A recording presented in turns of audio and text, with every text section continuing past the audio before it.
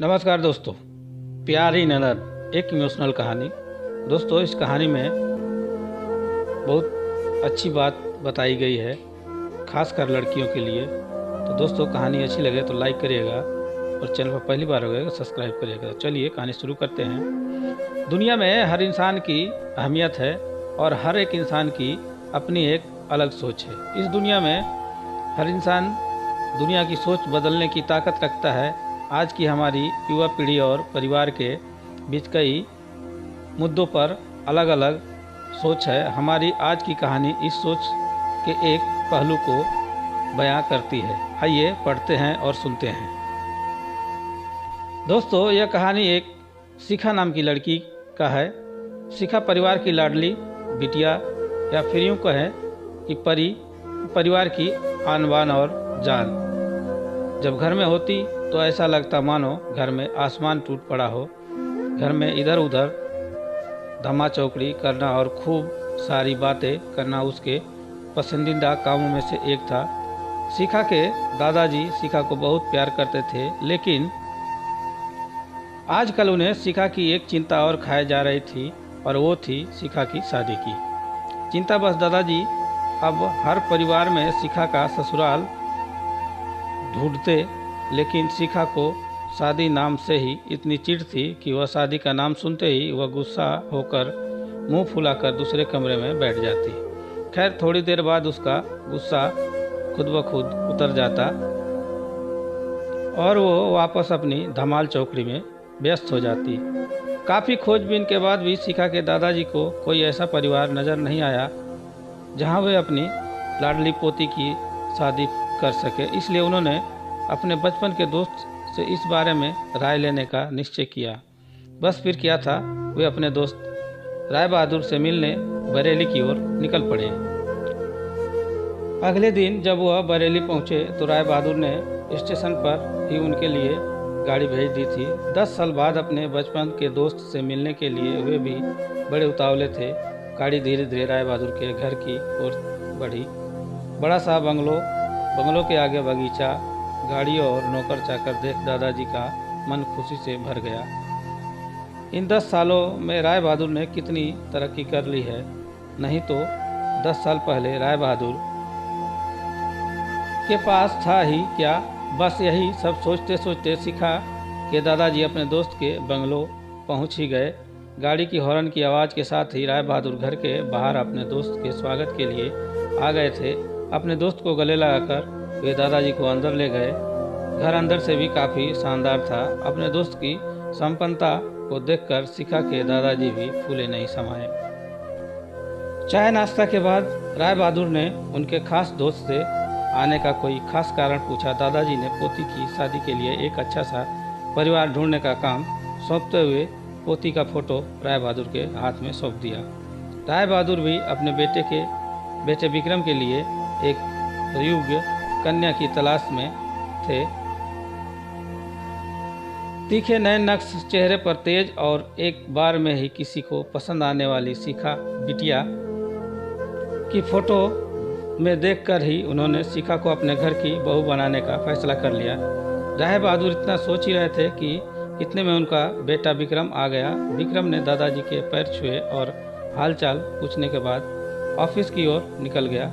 विक्रम को जाने के बाद राय बहादुर ने अपने दोस्त से विक्रम और शिखा के संबंध के लिए पेशकश की। शिखा के दादाजी को लगा जैसे राय बहादुर ने उनके मुंह की बात छीन ली हो। खैर, प्रसन्नता से विदा लेकर अपने घर आने का कहकर दादाजी अपने घर की ओर निकल गए। विक्रम को शिखा बहुत पसंद थी, लेकिन विक्रम की माँ विक्रम की शादी अपने से भी बड़े घर में कराना चाहती थी। लेकिन विक्रम के मनाने पर वह मान गई और तय समय पर विक्रम और शिखा की शादी हो गई। ससुराल में शिखा के सास ससुर विक्रम के बड़े भैया भाभी और शिखा की ही उम्र की एक ननद थी रागिनी। अपनी सादगी और सबका अच्छे से ख्याल रखने के कारण शिखा ने घर में सबके दिलों में जगह बना ली। लेकिन अपनी तमाम कोशिशों के बावजूद अपनी सासू माँ का प्यार पाने में असफल रही। वह शिखा के हर काम में कुछ न कुछ गलती निकाल ही देती थी। विक्रम ने शादी कि रात को ही सब कुछ साफ साफ कह दिया था कि घर के किसी भी मामले में मैं बिल्कुल नहीं बोलूँगा, ना तो मैं किसी बात पर माँ से बहस करूँगा और ना ही तुम्हारा साथ दूँगा। तुम्हें अपनी समझदारी से ही काम लेना होगा। लेकिन शिखा के लाख कोशिश के बावजूद भी सासू माँ के व्यवहार में कोई परिवर्तन नहीं आ रहा था। शिखा की ननद जरूर उसकी माँ से शिखा भाभी के प्रति इस तरह के व्यवहार पर उलझ जाती, लेकिन इससे भी केवल बात बढ़ने के अलावा कुछ नहीं होता। इसी तरह करीब 1 साल निकल गया। शिखा और विक्रम को जुड़वा बेटियां हुई। यह समय शिखा के लिए अग्नि परीक्षा का समय था। शिखा का दर्द शिखा के लिए आंसू बन गया था। ससुराल में शिखा को संभालने वाला कोई नहीं था और विक्रम और उनके पापा ने शिखा को अपने मायके भेजने के लिए पहले ही मना कर दिया था। एक दिन रागिनी कॉलेज से आई तो उसने सभी को कॉलेज के सालाना कार्यक्रम में आने के लिए कहा और यह भी कहा कि कॉलेज में उसकी भी 2 प्रस्तुतियां हैं, इसलिए आप सभी का चलना बहुत ज़रूरी है। खैर, ना चाहते हुए भी शिखा को अपनी दोनों जुड़वा बेटियों के साथ रागिनी के कॉलेज जाना पड़ा। कार्यक्रम का शुरुआत में गीत संगीत की कई प्रस्तुतियां हुई। उसके बाद मॉडलिंग राउंड शुरू हुआ। दर्शकों ने तालियों के साथ सभी का उत्साहवर्धन किया। मॉडलिंग में रागिनी ने भी हिस्सा लिया था। आखिरी राउंड में रागिनी के साथ 4 और लड़कियों को सेलेक्ट किया गया, जहां सभी से जज द्वारा एक सवाल पूछकर विजेता घोषित करना था। सवाल जवाब का दौर शुरू हुआ। इसी कड़ी में जज साहिबा ने रागिनी से सवाल पूछा, अगर घर में तुम्हारी माँ और भाभी में से किसी एक का साथ देना हो तो तुम किसका साथ दोगी? पूरे सदन में खामोशी छाई थी। सभी रागिनी के जवाब की प्रतीक्षा कर रहे थे। तभी रागिनी ने थोड़ा आगे बढ़कर कहा, अगर भाभी सही हो तो अपनी भाभी का। जज साहिबा ने आगे पूछा, क्यों? रागिनी ने जवाब दिया, क्योंकि मुझे भी कल किसी की भाभी बनना है। जवाब सुनते ही पूरे सदन में तालियां गूंज उठी। सभी रागिनी की सोच और उसके सटीक जवाब की प्रशंसा कर रहे थे। रागिनी को विजेता घोषित किया गया। पुरस्कार लेने से पहले रागिनी ने सभी से कुछ कहने के लिए माइक थामते हुए कहा, हर बेटी अपनी माँ से बहुत प्यार करती है और माँ भी अपने बेटी के दिल के सबसे करीब होती है। इसी तरह हमारे घर की बहुएं भी तो किसी की बेटियां हैं।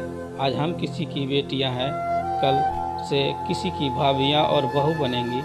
अगर कल से हमें कुछ दुख हुआ तो हमारी माँ को भी दुख होगा और इस तरह हमारे घर की बहू को दुख हुआ तो उनकी माँ को भी दुख पहुँचेगा।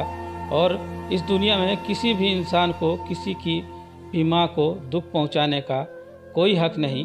इसलिए हर सास अपनी बहू को अपनी बेटी समझे तो आगे चलकर उनकी बेटी भी खुश रहेगी। रागिनी के इतना कहते ही पूरा सदन एक बार फिर तालियों की गड़गड़ाहट से गूंज उठा। दोस्तों, यह कहानी यहीं समाप्त होती है। पूरी कहानी पढ़ने और सुनने के लिए धन्यवाद। नमस्कार। दोस्तों, कहानी कैसी लगी? अच्छी लगी तो लाइक करें, चैनल पर पहली बार है तो सब्सक्राइब करें, अपने दोस्तों तक शेयर करें और कहानी कैसी लगी कमेंट में ज़रूर बताएं। धन्यवाद। नमस्कार।